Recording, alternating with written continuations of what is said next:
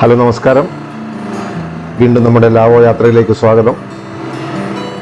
അപ്പോൾ കഴിഞ്ഞ എപ്പിസോഡിൽ കണ്ട പോലെ നമ്മൾ വാട്സേ വാട്ടർഫോളൊക്കെ കണ്ടിട്ട് പതുക്കെ തിരിച്ച് സിറ്റിയിലേക്ക് പോവുകയാണ്. ഇപ്പോൾ സമയം ഏതാണ്ട് 5:30 ഇന്നത്തെ മെയിൻ കാഴ്ചകളൊക്കെ കഴിഞ്ഞു സിറ്റിയിലേക്ക് പോകുന്ന വഴിയാണിത്. ഇതിവിടുത്തെ ഒരു മിനറൽ വാട്ടറിൻ്റെ കമ്പനിയാണെന്ന് തോന്നുന്നു.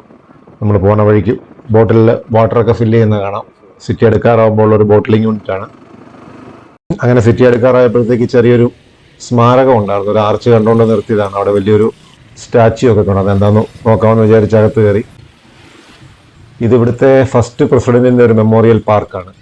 പുള്ളിയുടെ പേര് സൗഫനോവോങ് എന്നാണ്. പ്രൊണൗൺസിയേഷൻ അങ്ങനെയാണെന്ന് തോന്നുന്നു. അവിടെ എഴുതി വെച്ചേക്കുന്നത് അങ്ങനെയായിരുന്നു. അപ്പോൾ ഈ പുള്ളിയാണ് വിയറ്റ്നാമിൻ്റെ ആദ്യത്തെ പ്രസിഡന്റ്.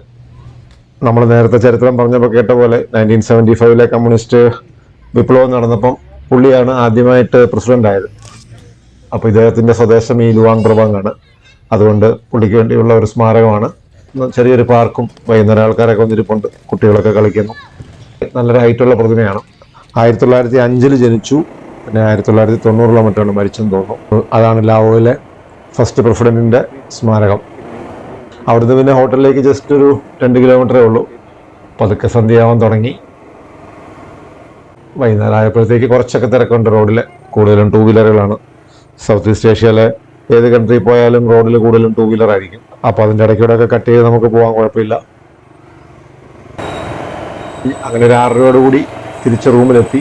കുളിയൊക്കെ കഴിഞ്ഞ് പുറത്തേക്ക് ഇറങ്ങി. ഇനിയിപ്പോൾ ബൈക്ക് എടുക്കണ്ടെന്ന് വിചാരിച്ചു. കാരണം ഇനിയിപ്പം വൈകിട്ട് ഡിന്നർ കഴിക്കുക, ജസ്റ്റ് കുറച്ച് നേരം നടക്കുക എന്നുള്ള ഉദ്ദേശമുള്ളൂ.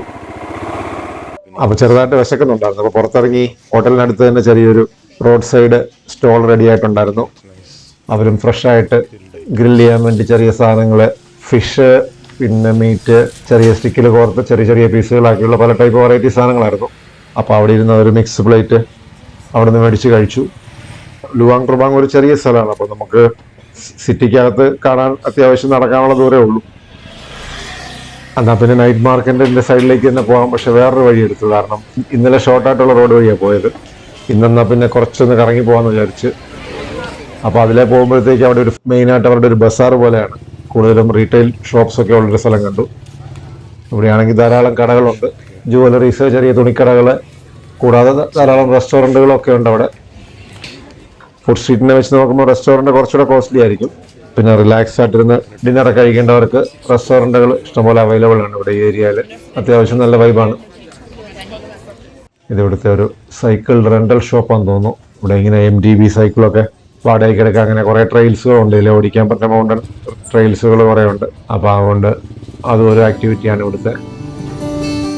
ധാരാളം കടകളുണ്ട്. ഇതൊരു വിയറ്റ്നാംകാരുടെ റെസ്റ്റോറൻ്റ് ആണ്.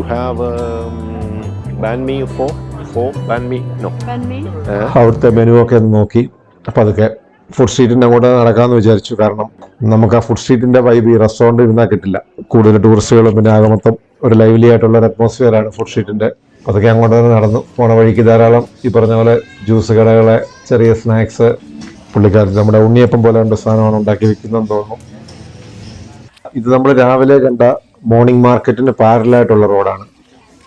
ഇതൊരു നൈറ്റ് മാർക്കറ്റ് പോലെ. അപ്പോൾ ഈ ഈവനിങ് ഒരു 7 മണി മുതൽ 9:30-10 മണി വരെ ഉള്ളൂ ഈ റോഡ്. ഒരു വാക്കിംഗ് സ്ട്രീറ്റ് പോലെ ആവും. പകലൊക്കെ വന്നു കഴിഞ്ഞാൽ ഇവിടെ കാറുകൾ പോകുന്ന റോഡാണ്. പക്ഷെ വൈകുന്നേരം ആകുമ്പോഴത്തേക്ക് ഒരു വാക്കിംഗ് സ്ട്രീറ്റായിട്ട് കൺവേർട്ട് ചെയ്യും. അപ്പോൾ അതൊരു നല്ല ഐഡിയ ആണ്. കാരണം വണ്ടികളും 2 വീലറൊന്നും ഇല്ലാതെ ആൾക്കാർക്ക് സ്വസ്ഥമായിട്ട് മേടിക്കാതെ നടക്കാം. ഷോപ്പ് ചെയ്യേണ്ടവർക്ക് ഷോപ്പ് ചെയ്യാം. പിന്നെ ജസ്റ്റ് റിലാക്സ് ചെയ്ത് വിൻഡോ ഷോപ്പിംഗ് ചെയ്യുന്നവർക്ക് അങ്ങനെ നടക്കാം. അതിനുള്ള ഒരു സെറ്റപ്പാണ്. എല്ലാം ടെമ്പററി സ്റ്റോളാണ്. നമ്മുടെ ഈ കിയോസ്ക് പോലെ ഇങ്ങനെ ടെൻ്റൊക്കെ വലിച്ചു കെട്ടി കൊളാപ്സിബിൾ ടെൻ്റാണ്. അതൊക്കെ ടെമ്പററി ആയിട്ട് സെറ്റപ്പ് ചെയ്തിട്ടാണ്. LED ലൈറ്റൊക്കെ വെച്ച് സ്റ്റോളായിട്ടുണ്ട്. കുറേ ചെറിയ ജുവലറീസ്, പിന്നെ ടീഷർട്ട്, ലേഡീസിൻ്റെ ഡ്രസ്സ്, അങ്ങനെ പല വെറൈറ്റി ഉണ്ട്. പലതരം ഇതുണ്ട്. കരകൗശല വസ്തുക്കൾ കുറച്ചുണ്ട്. അങ്ങനെ ആകെ മൊത്തം ടൈം പാസ് ചെയ്യാൻ പറ്റിയ സ്ഥലമാണ്. വലിയ തിരക്കില്ല. കുറച്ചൊക്കെ ടൂറിസ്റ്റുകളുണ്ട്. എല്ലാവരും ഈ പകലുള്ള കാഴ്ചകളൊക്കെ കണ്ടു കഴിഞ്ഞ് ഒന്ന് അൺവൈൻഡ് ചെയ്യാൻ വേണ്ടി വരുന്ന ഒരു ഏരിയ ആണ്. നമ്മൾ ഏത് സൗത്ത് ഈസ്റ്റ് ഏഷ്യയിൽ പോയി കഴിഞ്ഞാലും ഇങ്ങനത്തെ ഒരു സെറ്റപ്പ് കാണും. ഒരു നൈറ്റ് മാർക്കറ്റ്, ഒരു ഫുഡ് സ്ട്രീറ്റ്. ഇത് ഇവിടുത്തെ ഒരു ഇൻട്രസ്റ്റിംഗ് ആയിട്ടുള്ള സാധനം തോന്നുന്നു. നമ്മുടെ നാടൻ ചാരായ മോഡലാണ്. ഹോം മെയ്ഡ് ആൽക്കഹോളാണ്. 30 മില്ലിയൊക്കെ ടേസ്റ്റ് ചെയ്യാൻ തരും. വേണമെങ്കിൽ മേടിക്കാം. നമ്മുടെ ക്വാർട്ടറിനൊക്കെ ജസ്റ്റ് ഇന്ത്യൻ വില ഒരു 120 രൂപയൊക്കെ ഉള്ളൂ. അപ്പോൾ അതൊരു ചെറിയ സ്മോൾ അടിച്ചു, കുഴപ്പമില്ല. അത്യാവശ്യം സ്ട്രോങ് സാധനമാണ്. ചിലവർ പെയിന്റിംഗ് ഒക്കെ വിൽക്കുന്നു.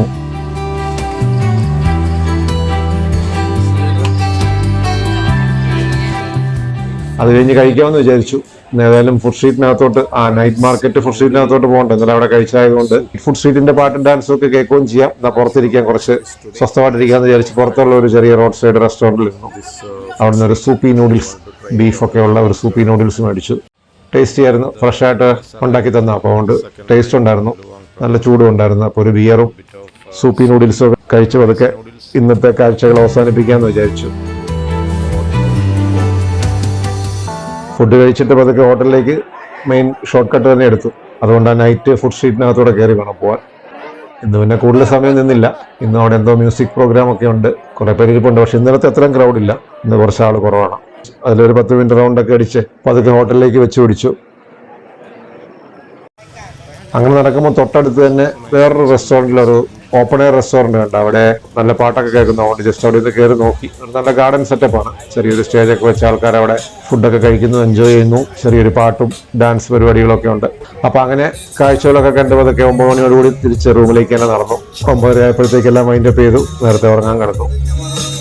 അപ്പോൾ ഇതൊക്കെയായിരുന്നു ഒന്നാം ദിവസത്തെ കാഴ്ചകൾ. അപ്പോൾ അങ്ങനെ നല്ല തിരക്കുള്ള ദിവസമായിരുന്നു. നമ്മൾ 2 വെള്ളച്ചാട്ടങ്ങൾ കണ്ടു, പിന്നെ സിറ്റിയിൽ വന്നു.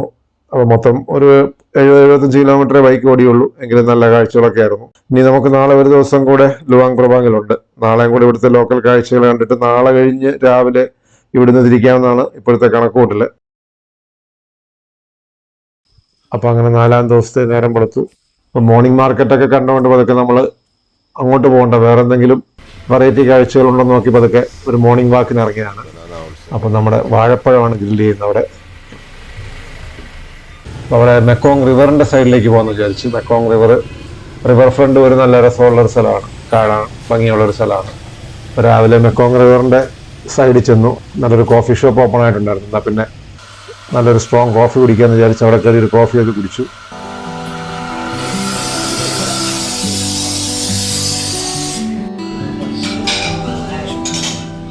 മെക്കോങ് റിവറിൻ്റെ നല്ല വ്യൂ ആണ് ഈ റിവർ സൈഡിൽ നിന്ന്. പിന്നെ താഴോട്ട് നമുക്ക് ഇറങ്ങാൻ ചെറിയ വഴിയുണ്ട്. അവിടെ ധാരാളം ബോട്ടുകളൊക്കെ കിടപ്പുണ്ട്. രാവിലെ ആയതുകൊണ്ട് തിരക്കൊന്നുമില്ല. ഇതൊക്കെ ഈ ക്രൂയിസിന് പോണ ബോട്ടുകളാണ്. ലഞ്ച് ക്രൂയിസ്, ഡിന്നർ ക്രൂയിസ്, അങ്ങനെ ടൂറിസം ബേസ്ഡ് ആയിട്ട് കുറേ ആക്ടിവിറ്റി ഉണ്ട് മെക്കോങ് റിവറിൽ. ഉച്ചയ്ക്ക് അല്ലെങ്കിൽ വൈകിട്ട് വേണമെങ്കിൽ അങ്ങനെ ക്രൂയിസ് ഉണ്ട് അവിടെ.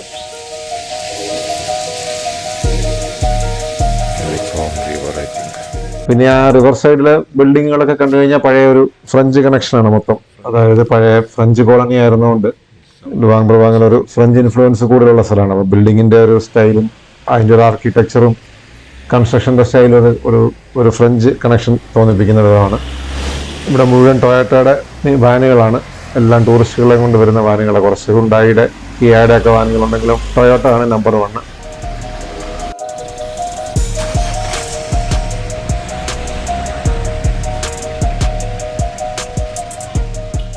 നമ്മുടെ ടുക് നല്ല അലങ്കരിച്ച സ്റ്റൈലാക്കിയ ഒരു ടുക് പോണു.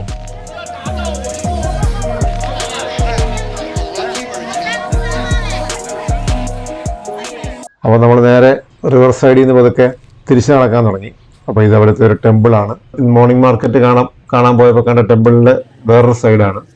രാവിലെ തുറന്നിട്ടില്ല അത്. അതിനടുത്ത് തന്നെയാണ് നാഷണൽ മ്യൂസിയം.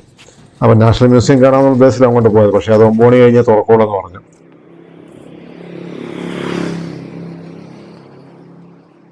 അതിൻ്റെ ഓപ്പോസിറ്റ് തന്നെയാണ് ഈ ഫൗസി ഹിൽ എന്ന് പറഞ്ഞിട്ട് ലുവാങ് പ്രഭാങ്ങിലെ ഏറ്റവും ഹൈറ്റ് കൂടിയ സ്ഥലമാണ്. ചെറിയൊരു ഹില്ല്, ഹൈറ്റ് എന്ന് പറയുമ്പോൾ അത്ര കൂടിയ ഹൈറ്റൊന്നുമല്ല. ഒരു 350 സ്റ്റെപ്പ് കയറി അതിൻ്റെ മുകളിൽ ചെല്ലാം. അപ്പോൾ അത് രാവിലെ തുറന്നിട്ടുണ്ട്. അപ്പോൾ അതിൻ്റെ മുകളിൽ നിന്ന് നോക്കിയാൽ നല്ല വ്യൂ ആണെന്ന് പറഞ്ഞു. പിന്നെ ഒരു ബുദ്ധിസ്റ്റ്, അവരുടെ ഒരു ടെമ്പിളും ചെറിയൊരു ബുദ്ധിസ്റ്റ് സെൻറ്റർ പോലെയാണ്. അപ്പോൾ ടിക്കറ്റ് എടുത്ത് രാവിലെ അങ്ങോട്ട് കയറാൻ തുടങ്ങി. അപ്പോൾ ഓൾറെഡി കുറച്ച് ടൂറിസ്റ്റുകളൊക്കെ മുകളിൽ പോയിട്ട് താഴോട്ട് വരുന്നുണ്ട്.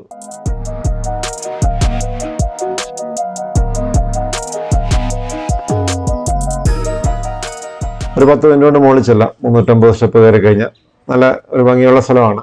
സിറ്റിയുടെ അടുക്കാണെങ്കിലും വളരെ സൈലൻ്റ് ആയിട്ടുള്ള, പീസ്ഫുൾ ആയിട്ടുള്ള ഒരു സ്ഥലമാണ്. അത് കാണാമെന്ന് വിചാരിച്ച് അങ്ങോട്ട് ചെന്നു.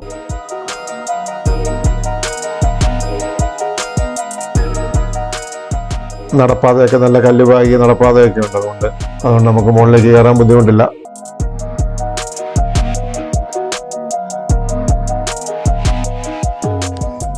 മുകളിൽ ചെല്ലുമ്പോൾ ചെറിയൊരു ടെമ്പിൾ പോലെയാണ്. പിന്നെ മുകളിൽ നോക്കുമ്പോഴത്തേക്ക് നമ്മൾ ആ മിക്കോങ് റിവറിന്റെ രാവിലെ ഇരുന്ന് കാപ്പ് കുടിച്ച കോഫി ഷോപ്പിന്റെ ഒക്കെ ഏരിയ ആണ് ആ കാണുന്നത്. മിക്കോങ് റിവറുടെ നല്ലൊരു വ്യൂ ആണ്. അവിടെ നിന്നുള്ള വ്യൂ ഒക്കെ ആസ്വദിച്ച് 10 മിനിറ്റ് അവിടെ എൻജോയ് ചെയ്തു. തിരിച്ച് താഴോട്ട് ഇറങ്ങുന്ന ഓപ്പോസിറ്റ് സൈഡിൽ കൂടെ സ്റ്റെപ്പ് ഉണ്ട്. അപ്പൊ നമ്മുടെ ഹോട്ടലിന്റെ സൈഡിലേക്ക് ചെല്ലുന്നത്. നമ്മുടെ 2-3 ബ്ലാക്ക് കാറ്റ്സിനെ കണ്ട്. അവിടെ ചെറിയ പൂച്ചക്കുട്ടികളാണ്, ഫ്രണ്ട്ലിയാണ്, ഓടിപ്പോയൊന്നുമില്ല. കുറച്ചു നേരം പൂച്ചയൊക്കെ വിളിച്ചു.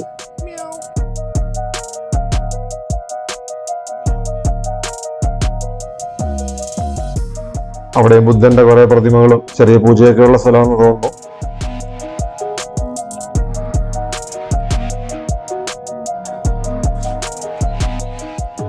രണ്ടു മൂന്ന് പിള്ളേരൊക്കെ അവിടെ ഇരുന്ന് റിവർ വ്യൂ ആസ്വദിക്കുന്നുണ്ട്.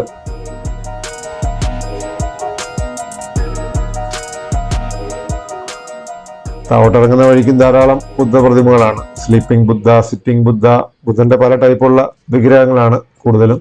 അപ്പൊ അതൊക്കെ കണ്ട് അതൊക്കെ ആ സൈഡിൽ കൂടെ താവോട്ടിറങ്ങി.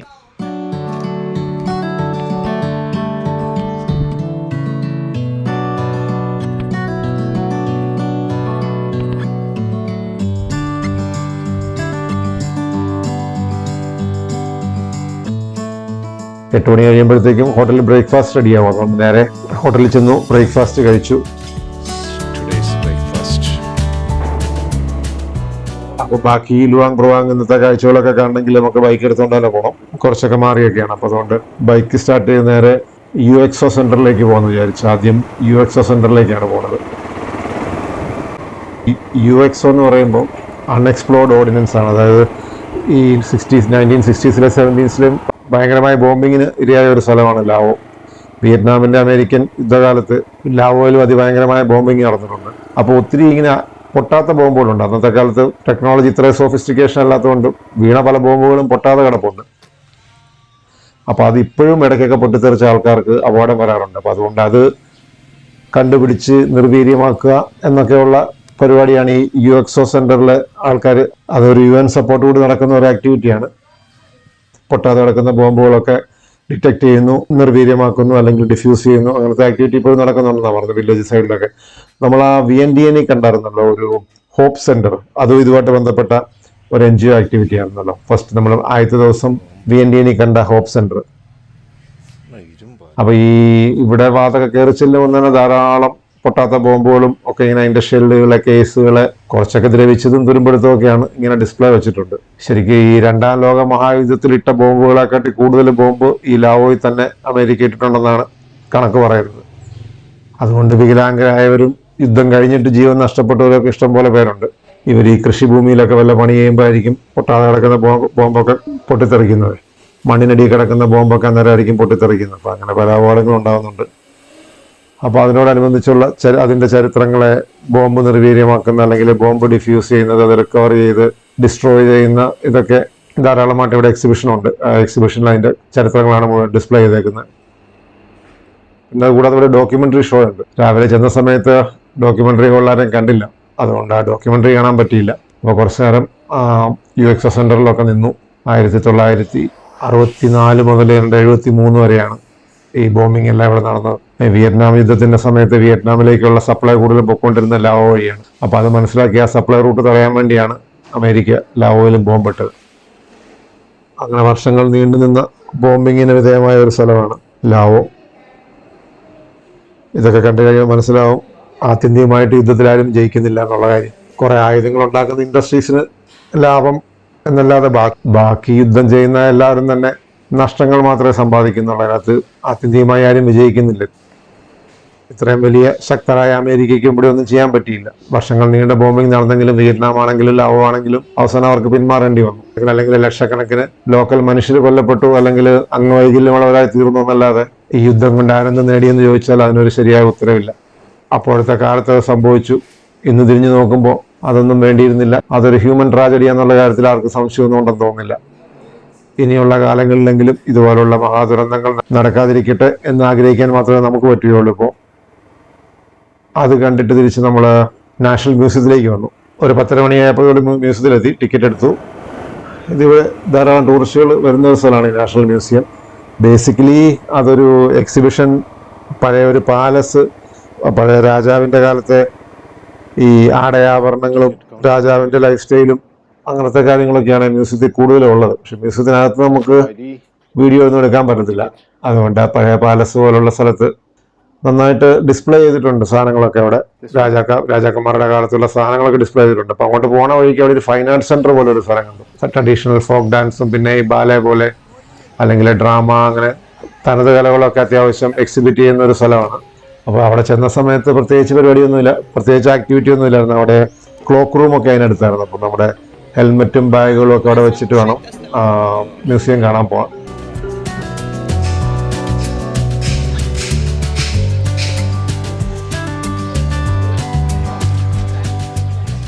ഇത് നമ്മുടെ കമ്പിളി നാരങ്ങ പോലുള്ളൊരു വലിയ നാരങ്ങയാണ്. അപ്പോൾ ഒരു നല്ലൊരു കുളമൊക്കെ ഉണ്ട് അവിടെ. കുറച്ച് നല്ല വിശാലമായ ഏരിയയാണ് ഇത്. ഈ 1975 കമ്മ്യൂണിസ്റ്റ് വിപ്ലവത്തിൻ്റെ സമയത്ത് അവിടെ മൊണാർക്കി ഉണ്ടായിരുന്നു. ലാവോയിൽ നമ്മൾ നേരത്തെ പറഞ്ഞ പോലെ ലാവോ മൊണാർക്കി ഉണ്ടായിരുന്നു. അപ്പോൾ രാജാവിൻ്റെ കൊട്ടാരമായിരുന്നത്. ഇപ്പോൾ റോയൽ പാലസ് എന്നാണത് അറിയപ്പെടുന്നത്. അപ്പോൾ റോയൽ പാലസ് പിന്നീട് നാഷണൽ മ്യൂസിയമായിട്ട് കൺവേർട്ട് ചെയ്തതാണ്. അപ്പോൾ രാജാവിൻ്റെ കാലത്തെ മെയിനായിട്ടുള്ള അവരുടെ ലൈഫ് സ്റ്റൈലൊക്കെ നമുക്കൊന്ന് മനസ്സിലാക്കാൻ വേണ്ടി ആ മ്യൂസിയത്തിനകത്ത് ധാരാളം ഡിസ്പ്ലേ ഉണ്ട്. ആടയാഭരണങ്ങളെ, കട്ടില്, ഡ്രോയിങ് റൂം, ഡൈനിങ് റൂമിൻ്റെ സെറ്റപ്പ്, കോൺഫറൻസ് റൂം, അങ്ങനെ രാജാവിൻ്റെ രാജ്ഞിയുടെയും പിന്നെ ആ കാലത്ത് വിസിറ്റ് ചെയ്തിട്ടുള്ള ഫോറിൻ രാജ്യങ്ങളിലെ തലവന്മാരുമായിട്ടുള്ള ഫോട്ടോകൾ, അങ്ങനെ കുറേ സാധനങ്ങൾ അവിടെ ഡിസ്പ്ലേ ചെയ്ത് വെച്ചിട്ടുണ്ട്. അപ്പോൾ അതിനടുത്ത് തന്നെ വേറൊരു ടെമ്പിളുണ്ട്, വേറൊരു ബുദ്ധിസ്റ്റ് ടെമ്പിളുണ്ട്. അപ്പോൾ അവിടെയൊക്കെ നമുക്ക് അതിനകത്ത് ഫോട്ടോ എടുക്കാൻ പറ്റില്ല. അതുകൊണ്ട് പുറത്തുനിന്ന് 2 ഫോട്ടോ ഒക്കെ എടുത്തപ്പോൾ ധാരാളമായിട്ട് ടൂറിസ്റ്റുകൾ വരുന്നുണ്ട്.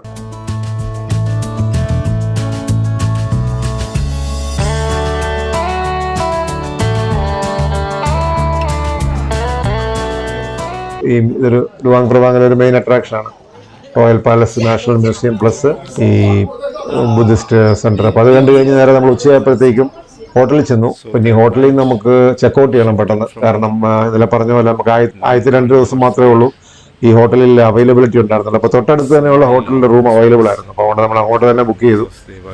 അപ്പം എളുപ്പമുണ്ടായിരുന്നു. ചെക്കൗട്ട് ചെയ്ത് അപ്പുറത്ത് തന്നെ ചെക്ക് ഇൻ ചെയ്തു. റിസപ്ഷന് പുറകിൽ തന്നെയുള്ള ഗ്രൗണ്ട് ഫ്ലോറിൽ തന്നെയുള്ള റൂം തന്നെ കിട്ടി. ഇവിടെ $25 ഇന്നലത്തെ റൂമിനെക്കാട്ടി കുറച്ച് ചെറിയ റൂമാണ്, പക്ഷെ നല്ല സൗകര്യമെല്ലാം ഉണ്ട്. Attached bathroom, neat and clean ആണ്. അപ്പോഴത്തെ ചെക്ക് ഇൻ ചെയ്ത് കഴിഞ്ഞപ്പോഴത്തേക്ക് ഓൾമോസ്റ്റ് 1:30 ആയി. പിന്നെ കഴിച്ചേക്കാമെന്ന് വിചാരിച്ചിറങ്ങി. തൊട്ടടുത്ത് തന്നെ പോണ വഴിക്ക് ഒരു ഇത് കണ്ടായിരുന്നു, ഒരു ഇന്ത്യൻ റെസ്റ്റോറൻ്റ് ഉണ്ട്. ഈ ഇന്ത്യൻ റെസ്റ്റോറൻറ്റ് ശരിക്കും നടത്തുന്നത് നമ്മൾ ആദ്യത്തെ ദിവസം രാത്രിയിൽ നൈറ്റ് ഫുഡ് സ്ട്രീറ്റിൽ കണ്ട ഷെയ്ഖിൻ്റെ ഫാദറാണ്. ആ തമിഴ്നാട്ടുകാരൻ ഷെയ്ഖിനെ പരിചയപ്പെട്ടത് ഓർക്കുന്നുണ്ടല്ലോ, പുള്ളിയുടെ ഫാദറാണ് ഈ റെസ്റ്റോറൻറ്റ് നടത്തുന്നത്. എന്നാൽ പിന്നെ ഉച്ചയ്ക്ക് ഒരു ചേഞ്ച് ആവട്ടെ എന്ന് വിചാരിച്ച് അവിടെ നിന്ന് ഒരു ബിരിയാണി കഴിച്ചു. നമ്മുടെ ഇന്ത്യൻ സ്റ്റൈൽ ബിരിയാണി അല്ല, എനിക്ക് തോന്നുന്ന റൈസ് നേരത്തെ കുക്ക് ചെയ്തിട്ട് പിന്നെ ചെറിയ പീസുകളാണ്, ചിക്കൻ ബോൺലെസ് ചെറിയ പീസുകളായിട്ട് കട്ട് ചെയ്തിട്ട് മിക്സ് ചെയ്താണ്. അപ്പോൾ ഒരു വെറൈറ്റി ബിരിയാണി എന്ന് പറയും. അപ്പോൾ അത് കഴിഞ്ഞ് അടുത്ത് തന്നെ പഴയ ഫ്രഞ്ച് ബ്രിഡ്ജ് കാണാൻ വേണ്ടി പോയി. ഇതൊരു പഴയ ഫ്രഞ്ച് കാലത്തെ ഒരു ബ്രിഡ്ജാണ്. ഇപ്പം അധികം യൂട്ടിലിറ്റി ഇല്ല, കാരണം ഇപ്പം കാൽനടക്കാർക്കും 2 വീലറിന് മാത്രമേ പോകാൻ പറ്റുള്ളൂ, വലിയ വണ്ടിക്ക് പോകാൻ പറ്റില്ല. കാരണം ദുർബലമായിക്കൊണ്ടിരിക്കുന്ന ഒരു വീക്ക് ബ്രിഡ്ജാണ്. അപ്പോൾ ബേസിക്കലി സ്റ്റീലിൻ്റെ വലിയ ഗാർഡർ വെച്ചിട്ട് 2 സൈഡിൽ സ്റ്റീലിൻ്റെ വലിയ സ്ട്രക്ചർ ഉണ്ട്. അതിൻ്റെ നടുക്കൂടെ ഇങ്ങനെ പലക അടിച്ചേക്കാണ്. അപ്പോൾ അത്യാവശ്യം 2 വീലറിനും പോവാം, പിന്നെ കാൽനടക്കാർക്കും പോവാം. ഉണ്ടാവുന്ന കാണാൻ പോയി. ജസ്റ്റ് ഒരു 3 കിലോമീറ്ററേ ഉള്ളായിരുന്നു നമ്മൾ താമസിക്കുന്ന ഹോട്ടലിൽ നിന്ന് അങ്ങോട്ടുള്ള ദൂരം. അപ്പോൾ അതൊക്കെ കണ്ടിട്ട് പതുക്കെ ഹോട്ടലിലേക്ക് പോകാമെന്ന് വിചാരിച്ചു. പോണ വഴിക്ക് ഇവിടെ ഒരു ടെമ്പിളുണ്ട്. എന്നാൽ പിന്നെ അതുകൂടെ കണ്ടത്. ഇത് ലുവാങ് പ്രഭാങ്ങിലെ ഒരു ഫേമസ് ആയിട്ടുള്ള ഒരു ടെമ്പിൾ, പഴയ ഏറ്റവും ഓൾഡസ്റ്റ് ടെമ്പിൾ ആണെന്ന് പറയുന്നത്. അപ്പോൾ അതൊന്ന് കണ്ടേക്കാമെന്ന് വിചാരിച്ച് അവിടെ നിർത്തി. വാത്ത് വിസോങ് എന്നാണ് അതിൻ്റെ പേര്. അത് 16-ാം നൂറ്റാണ്ടിൽ സ്റ്റാർട്ട് ചെയ്തതാണ്. അത് കഴിഞ്ഞ് പിന്നെ 18-ാം നൂറ്റാണ്ടിൽ പുതുക്കി പണിയുകയൊക്കെ ചെയ്തിട്ടുണ്ട്. അപ്പം ഇത് ഇവിടുത്തെ ലുവാങ് പ്രഭാങ്ങിലെ ഏറ്റവും പുരാതനമായ അമ്പലം എന്ന് വേണമെങ്കിൽ പറയാം. അപ്പോൾ അവിടെ ഒരു ബുദ്ധിസ്റ്റ് മൊണാസ്ട്രി ഉണ്ട്. അങ്ങനെ ഒത്തിരി ബുദ്ധ സന്യാസിമാരൊക്കെ അവിടെ താമസിക്കുന്നുണ്ട്, മൊണാസ്ട്രി ഉള്ള കാരണം.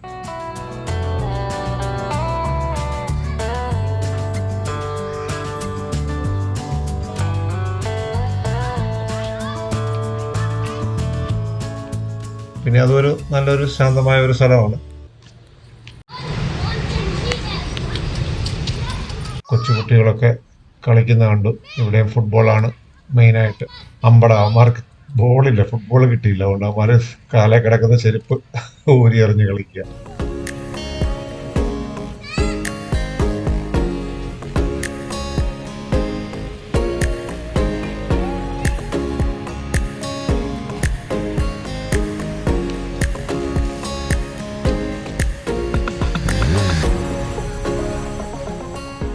വൈകുന്നേരം ആയതുകൊണ്ട് അവിടെയും കുറേ ടൂറിസ്റ്റുകളൊക്കെ വരുന്നുണ്ട്.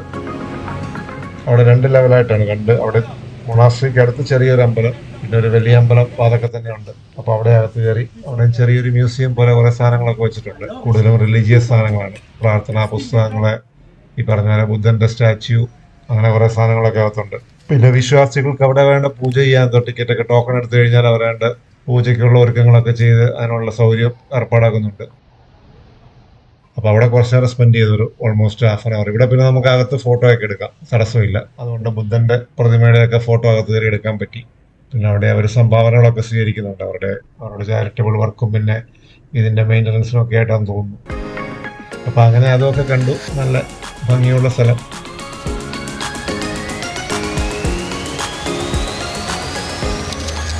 ഇത് ചിലതൊക്കെ വുഡിൽ ചെയ്തേക്കുന്നു, ചിലത് കല്ലിൽ ചെയ്തേക്കുന്നു. അങ്ങനെ കുറെ രസമുണ്ടായിരുന്നു. പല ടൈപ്പ് ബുദ്ധിസ്റ്റ് പ്രതിമകൾ. 3/4 മണിക്കൂറോളം അവിടെ സ്പെൻഡ് ചെയ്തു. അപ്പൊ അതൊക്കെ കണ്ടു കഴിഞ്ഞപ്പോഴത്തേക്കും അതൊക്കെ വിശക്കാൻ തുടങ്ങി. അപ്പോൾ ഇത്തവണ അതിനടുത്ത് തന്നെയുള്ള ഒരു റെസ്റ്റോറൻറ്റ്, ചെറിയൊരു ഫാസ്റ്റ് ഫുഡ് പോലെ അവിടെ കയറി വൈറ്റ് റൈസും സാലഡും കുറച്ച് പോർക്ക് കൂടെ പറഞ്ഞു. അപ്പം അത് കഴിച്ചു. സമയം ഉണ്ടായിരുന്നു. അപ്പം ഉറങ്ങേണ്ട നേരമായില്ല. വീണ്ടും നേരെ നമ്മൾ ഫുഡ് സ്ട്രീറ്റിന് അങ്ങോട്ട് തന്നെ പോയി. കുറച്ച് സമയം കളയാനതാണ് ബെസ്റ്റ് പരിപാടി. അതിലേക്ക് നടക്കാം, കുറച്ച് പാട്ടൊക്കെ കേൾക്കാം. സ്റ്റേജ് പെർഫോമൻസ് ഒക്കെ നടക്കുന്നുണ്ട്. അവിടെ കുറച്ച് പാട്ടൊക്കെ കേട്ട് അവിടെ കുറച്ച് നേരം ഇരുന്നു.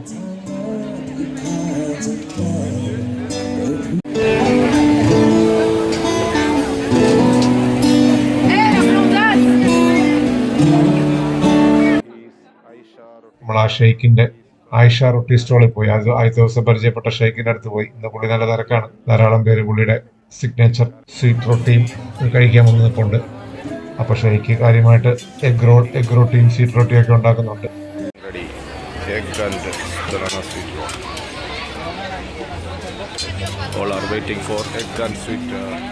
അപ്പൊ പുള്ളിയോടും പതുക്കെ ടാറ്റാ ബൈ ബൈ ഒക്കെ പറഞ്ഞ് അവിടെ നിന്നു. അങ്ങനെ 9 മണിയോടുകൂടി തിരിച്ച് ഹോട്ടലിലേക്ക് നടന്നു. പോണ വഴിക്ക് കുറച്ച് ഫ്രൂട്ട്സ് വാങ്ങിച്ചു. കാരണം നാളെ രാവിലെ ബ്രേക്ക്ഫാസ്റ്റ് നിൽക്കുന്നില്ല. നാളെ നേരത്തെ ഇറങ്ങുകയാണെങ്കിലേ ഉള്ളൂ.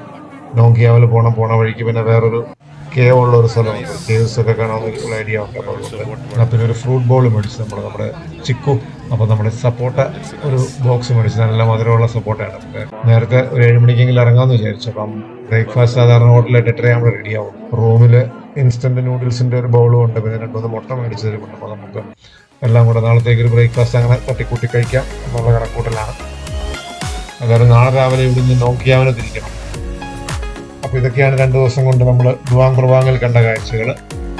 അപ്പോൾ ഈ യാത്രകളൊക്കെ ഇഷ്ടമായെങ്കിൽ സപ്പോർട്ട് ചെയ്യുക, സബ്സ്ക്രൈബ് ചെയ്യുക, ഷെയർ ചെയ്യുക. നേരത്തെ പറഞ്ഞ പോലെ അധികം നാളായില്ല ചാനൽ തുടങ്ങിയിട്ട്. അപ്പോൾ എല്ലാവരുടെയും സപ്പോർട്ട് പ്രതീക്ഷിക്കുന്നു. അടുത്ത എപ്പിസോഡിൽ നമുക്ക് നോങ്കിയാവിലേക്കുള്ള യാത്രയും നോങ്കിയാവ് കാഴ്ചകളും ഒക്കെ ആയിട്ട് വീണ്ടും കാണാം. അതുവരെ നന്ദി, നമസ്കാരം. Thank you for watching.